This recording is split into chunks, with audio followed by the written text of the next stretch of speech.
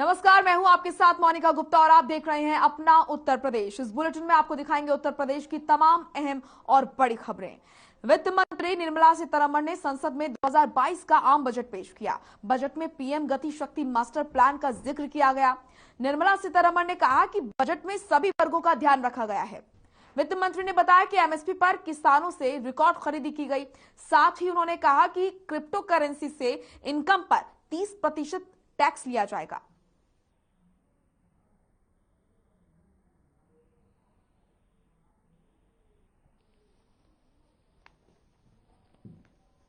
Paddy in Kharif 21-22 will cover 1,208 lakh metric tons of wheat and paddy from 163 lakh farmers, and 2.37 lakh crores will be the direct payment of MSP value to their accounts. Chemical-free natural farming will be promoted throughout the country, with a focus on farmers' lands in 5-kilometer wide corridors along the river Ganga at the first stage. 2023 has been announced as the International Year of Millets. Support will be provided for post-harvest value addition, enhancing domestic consumption, and for branding millet products nationally and internationally. Drawing wisdom from our ancient texts, we continue on the path to progress. The proposals in this budget, while continuing with our declared policy of stable and predictable tax regime, intend to bring more reforms that will take ahead our vision to establish a trustworthy tax regime. This will further simplify the tax system, promote voluntary compliance by taxpayers, and reduce litigation. Introducing new updated return. India is growing at an accelerated pace and people are undertaking multiple financial transactions. The Income Tax Department has established a robust framework of reporting of taxpayers' transactions. In this context, some taxpayers may realize that they have committed omissions or mistakes in correctly estimating their income for tax payment.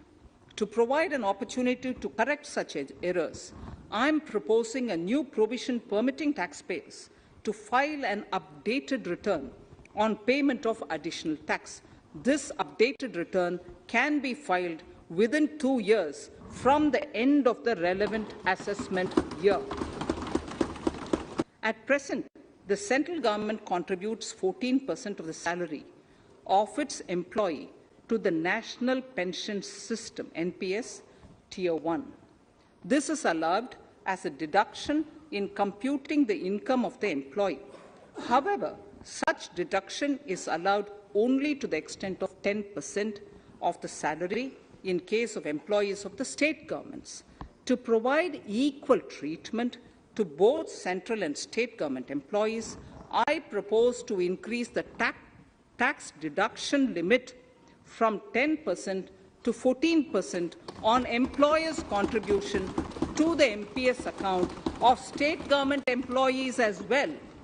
This would help in enhancing the social security benefits of the state government employees and bring them at par with central government employees.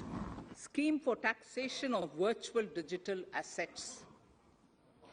There has been a phenomenal increase in transaction in virtual digital assets. The magnitude and frequency of these transactions have made it imperative to provide for a specific tax regime. Accordingly, for the taxation of virtual digital assets, I propose to provide that any income from transfer of any virtual digital asset shall be taxed at the rate of 30%, 30%. No deduction in respect of any expenditure or allowance shall be allowed while computing such income except cost of acquisition. Further, loss from transfer of virtual digital asset cannot be set off against any other income. चलिए आपको graphics के जरिए दिखाते हैं कि budget की क्या कुछ बड़ी बातें रही। बजट में 25 साल का ब्लूप्रिंट तैयार किया गया है। आपको बता दें कि 60 लाख नौकरियां इसका ऐलान किया गया है और हेल्थ इंफ्रास्ट्रक्चर को मजबूती देने का ऐलान किया गया। ये बड़ी घोषणा है। LIC का IPO जल्द आएगा, ये भी बड़ी घोषणा की गई। इसी के साथ एक साल में 25,000 किलोमीटर हाईवे बनेगा, तो 100 गति शक्ति कार्गो टर्मिनल भी बनेंगे और निजी निवेश को बढ़ावा देने का लक्ष्य रखा गया है। MSP पर किसानों से रिकॉर्ड खरीदारी की जाएगी। 3 साल में 400 वंदे भारत ट्रेन चलेंगी। 5 नदियों को आपस में जोड़ा जाएगा और 130 लाख MSME को अतिरिक्त कर्ज की घोषणा की गई है। 750 नए ई-लैब्स बनेंगे। गांव और शहरों में 80 लाख नए मकान की घोषणा। 2022 से 23 में चिप वाले ई-पासपोर्ट बनेंगे। शहरों में इलेक्ट्रिक वाहनों को बढ़ाया जाएगा। बैटरी अदला बदली पॉलिसी भी बनेगी और दिव्यांग के माता पिता को टैक्स में छूट की घोषणा की गई है। कर्मचारियों की पेंशन में टैक्स की छूट में घोषणा की गई और NPS में 14%, क्रिप्टो करेंसी से इनकम पर 30% टैक्स की घोषणा की गई। क्रिप्टो करेंसी पर 1% TDS की घोषणा की गई है।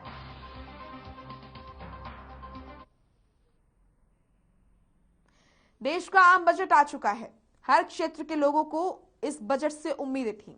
हर वर्ग से लोग इस बजट पर अपनी प्रतिक्रियाएं दे रहे हैं, तो वहीं राजनीतिक गलियारे से भी प्रतिक्रियाएं आ रही हैं। इस बजट पर समाजवादी पार्टी के प्रवक्ता फखरुल हसन चांद का भी बयान सामने आया है। उनका क्या कुछ कहना है बजट को लेकर, आइए आपको सुनाते हैं।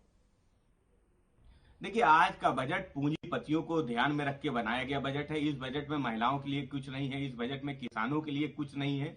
और जब आज देश को ये पेपरलेस बजट कहते हैं, सारी चीजें ऑनलाइन हो रही हैं, वैक्सीनेशन तक ऑनलाइन हो रहा है, उसके बाद भी इनके पास IT एडवाइजर तक की एक पोस्ट नहीं है। हम समझते हैं कि उत्तर प्रदेश को देखते हुए भी इस बजट को अगर देखें तो ये एक तरीके से फ्लॉप बजट है। मुझे तो लगता है कि योगी जी को सबक सिखाने के लिए बनाया गया बजट है।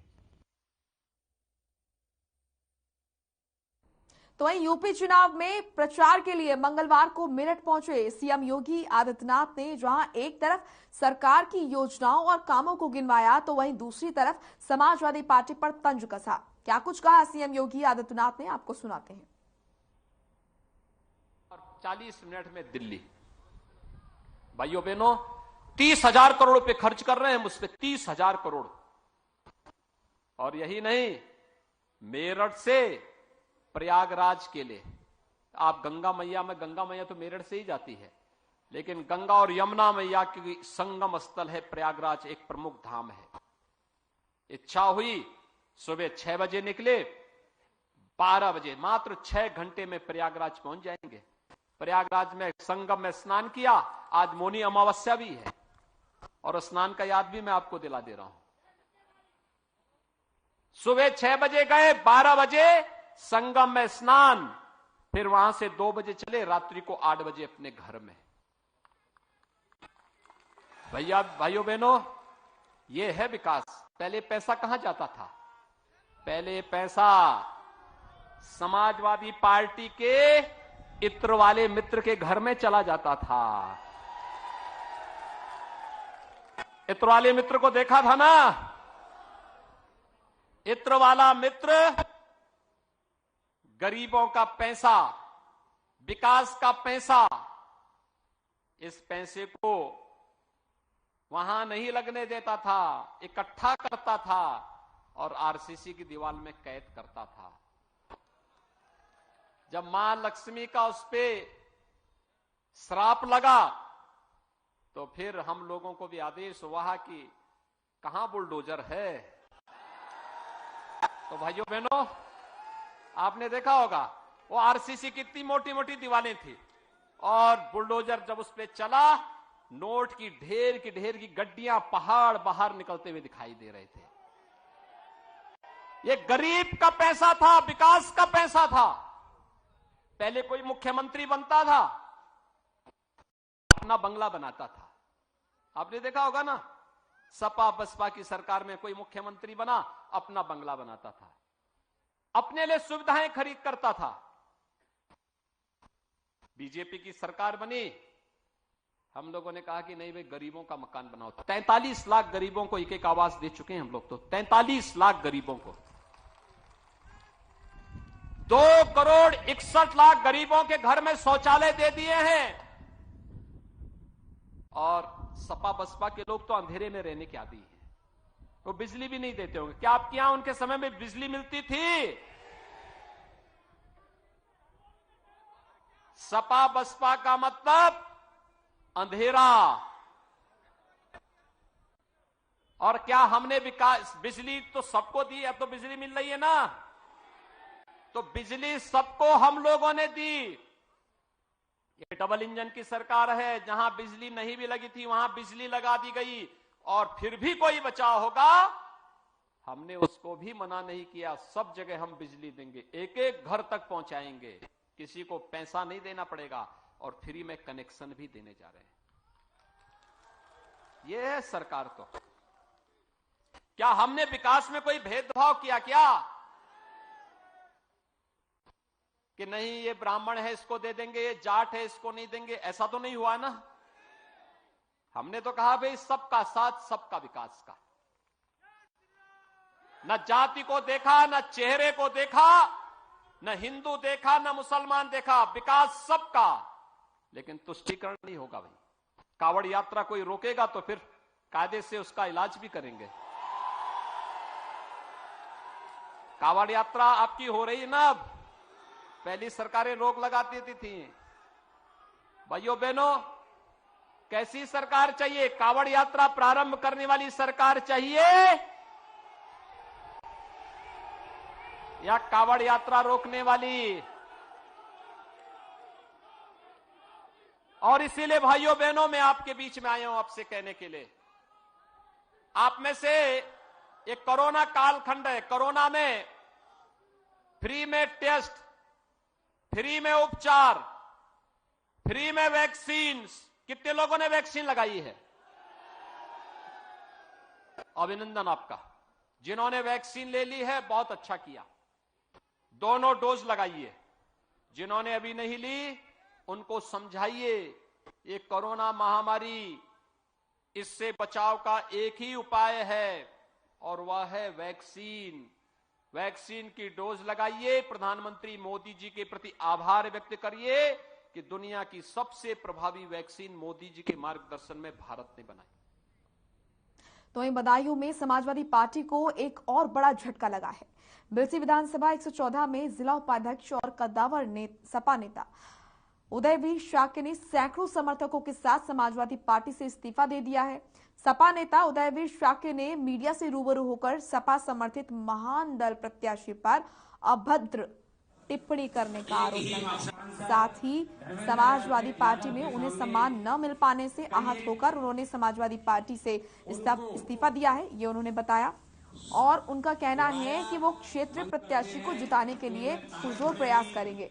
आपको बता दें कि 2017 के विधानसभा चुनाव में सपा द्वारा बिलसी से उन्हें प्रत्याशी बनाया गया था, लेकिन उनका टिकट काट दिया गया था, जिससे वो और उनके समर्थक काफी आहत हुए थे। लेकिन आज सभी हदें पार होने के कारण उन्होंने पार्टी से इस्तीफा दे दिया। उनको लड़ाया। आज मैं अपने जो मेरी समाजवादी पार्टी के कार्यकर्ता थे पूरी विधानसभा क्षेत्र में, मैंने उनको फ़ोन किया और वो आए हैं अपनी सुझाव देने कि चूँकि चुनाव का समय आ गया और हम समाजवादी कार्यकर्ता होने के नाते आज तक जो समाजवादी के प्रत्याशी हैं चंद्र प्रकाश जी, उन्होंने ना तो हमसे संपर्क किया है और ना ही कोई सूचना। और मेरे सुनने में आया है कि मुझे एक ठेकेदार के रूप में देखते हैं कि एक हमारे समाज के नेता बहुत बड़े ठेकेदार हैं। तो वहीं लखनऊ में कांग्रेस मुख्यालय पर आयोजित कार्यक्रम में कांग्रेस के स्टार प्रचारक और जेएनयू छात्र संघ के पूर्व अध्यक्ष कन्हैया कुमार पर केमिकल फेंकने की घटना से हड़कंप मच गया। आरोपी युवक को कांग्रेसियों ने दबोचा, पिटाई कर पुलिस के हवाले कर दिया।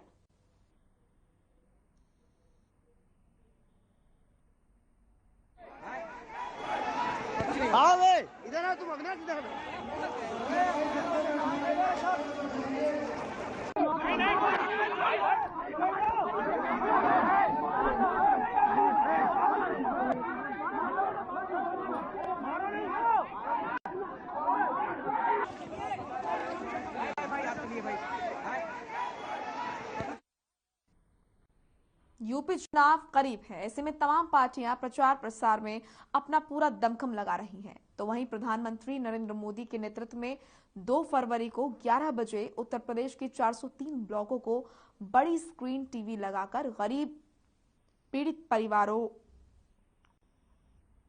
तक वर्चुअली माध्यम से यहां पर आपको बता दें कि प्रचार प्रसार किया जाएगा। कोविड-19 की महामारी को देखते हुए अब तमाम राजनीतिक पार्टियां वर्चुअली प्रचार प्रसार पर ध्यान दे रही हैं।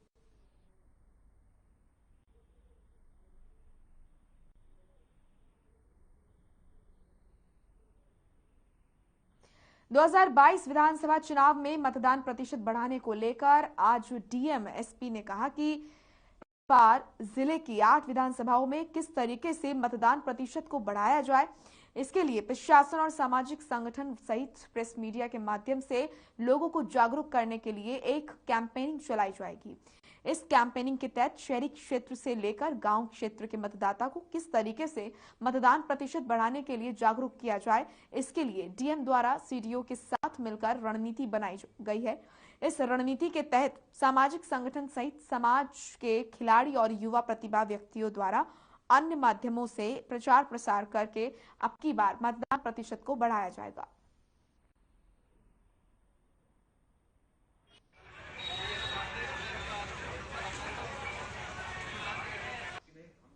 मतदान करना ही है। पुलिस को बुलवाया गया क्या पूरा मामला? जो है यहाँ कार में, सरकारी कार में बाधा डालना और लोगों को जो है हमारे ऊपर उसने अचानक अटैक भी किया, इसलिए पुलिस को बुलाया गया है और उसके खिलाफ तहरीर की जा रही है। सर, कौन लोग हैं जिन्होंने अटैक किया है आपके ऊपर, जिन्होंने कार में बाधा डाली? एक को तो मैं जानता हूँ, लोकेश गुर्जर।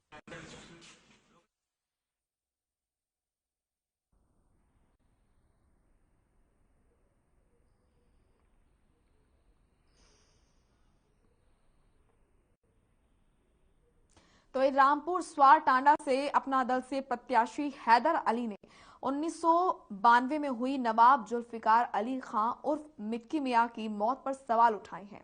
उनका कहना है कि मेरे दादा के एक्सीडेंट का सबसे बड़ा फायदा आजम खां को मिला है। उन्होंने कहा कि उनके दादा की मौत सड़क हादसे में नहीं हुई बल्कि सुनियोजित हत्या थी, जिसकी सिंचाई यहाँ पर जिसकी जांच जो है वो होनी चाहिए। सीबीआई जांच की मांग उन्होंने की है। नूर महल में आज प्रेस कॉन्फ्रेंस में उन्होंने कहा कि उनके दादा को रोड एक्सीडेंट में मरवाने वालों को बड़ा सियासी लाभ हुआ। इसी पैटर्न पर अब उनकी भी हत्या की साजिश रची जा रही है।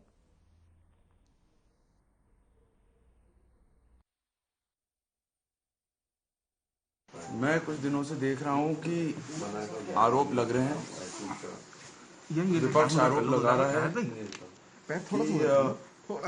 उन्हें अपनी जानों का खतरा है। सबसे पहले बड़ी हिम्मत जुटा के मैं आज आप लोगों के सामने बैठा हूं। सबसे पहले मुझे ये कहना है कि जो मेरे दादा थे मिक्की मियां साहब, उनका जब एक्सीडेंट हुआ है, उस एक्सीडेंट का सबसे ज्यादा फायदा आजम खान को मिला है। उनके एक्सीडेंट की आप रिपोर्ट्स देखें तो ट्रक भी चोरी का था। एफआईआर उस ट्रक की 1 हफ्ते पहले हुई थी। इंजन नंबर, चेसी नंबर मिटा हुआ था।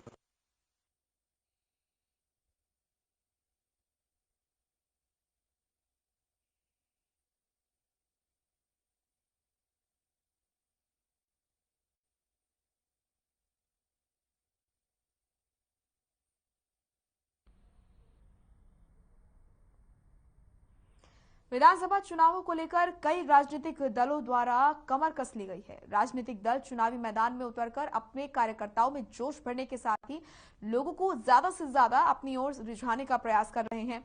वहीं मंगलवार को जयंत चौधरी कुछ दिन पहले दिन दहाड़े हुई कैबिनेट मंत्री लक्ष्मी नारायण चौधरी के प्रस्तावक और महगांव के प्रधान रामवीर की हत्या के बाद रामवीर के घर उनके परिजनों को सांत्वना देने के लिए पहुंचे, जहां उन्होंने कहा कि प्रदेश में गुंडाराज है, कानून व्यवस्था ध्वस्त हो चुकी है। पीड़ित परिवार की मांग है कि सीबीआई जांच हो और जयंत चौधरी ने कहा कि मैं इनके साथ हूं।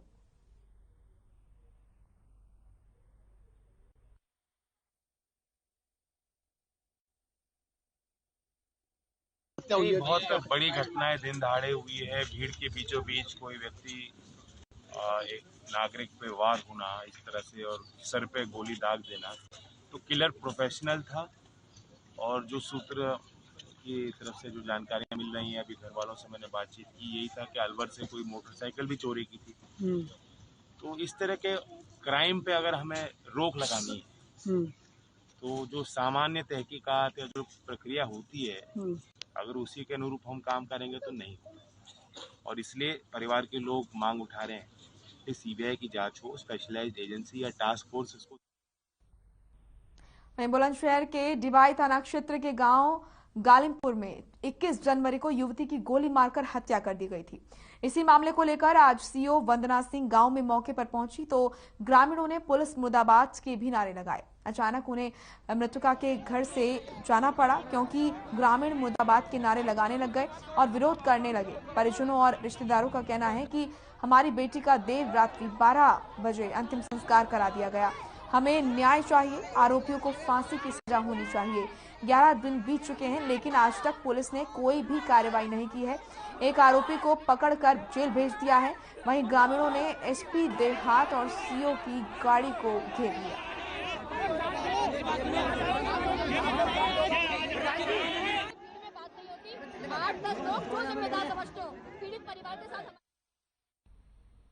वहीं कुशीनगर पंचायत दुदही स्थित पंजाब नेशनल बैंक की शाखा से नगद निकासी कर घर लौट रहे बुजुर्ग से 3 बदमाशों ने मंगलवार को दुदही के गोला बाजार के पास दिन दहाड़े 49,500 रुपए लूट लिए। पीड़ित के शोर मचाने के बाद लोगों के इकट्ठा होने से पहले ही तीनों बदमाश फरार हो गए। यहां पर विशुनपुरा थाने की पुलिस ने अगल बगल के सीसीटीवी कैमरे के बदौलत बदमाशों की पहचान की। दिन दहाड़े हुई लूट की घटना की जानकारी होते हुए लोगों में दहशत का माहौल है। घटना की जानकारी मिलते ही एसओ विशुनपुरा भी पुलिस फोर्स के साथ घटनास्थल पर पहुंचे। पुलिस ने मौके पर लोगों से जानकारी लेने के साथ ही बैंक से घटनास्थल के रास्ते में लगे लोगों के यहां सीसीटीवी कैमरे भी खंगाले।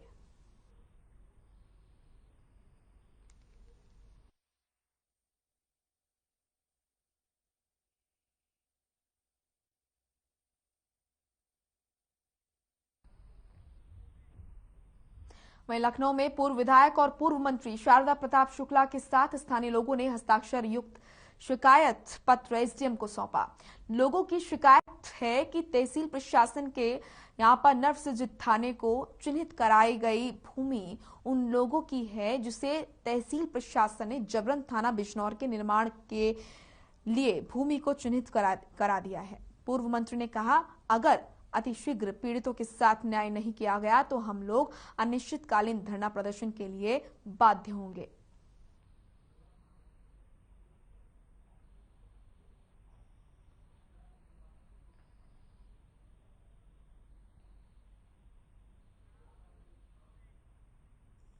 तो वहीं एआईएमआईएम के अध्यक्ष असदुद्दीन ओवैसी गाजियाबाद दौरे पर रहे, जहां उन्होंने डासना पहुंचकर धौलाना विधानसभा सीट से अपनी पार्टी के प्रत्याशी हाजी आरिफ के पक्ष में प्रचार किया और घर घर जाकर जनता से वोट मांगे। ओवैसी ने सीएम योगी आदित्यनाथ और अखिलेश यादव पर हमला बोला। ओवैसी ने कहा कि सीएम जून में शिमला तो बना देते हैं लेकिन मई जून के महीने में लोगों को ऑक्सीजन नहीं दिला पाए। साथ ही कहा कि समाजवादी पार्टी में 45% मुस्लिमों के टिकट उन्हें अब दरी बिछाने के लिए और झंडा उठाने के लिए छोड़ दिया है।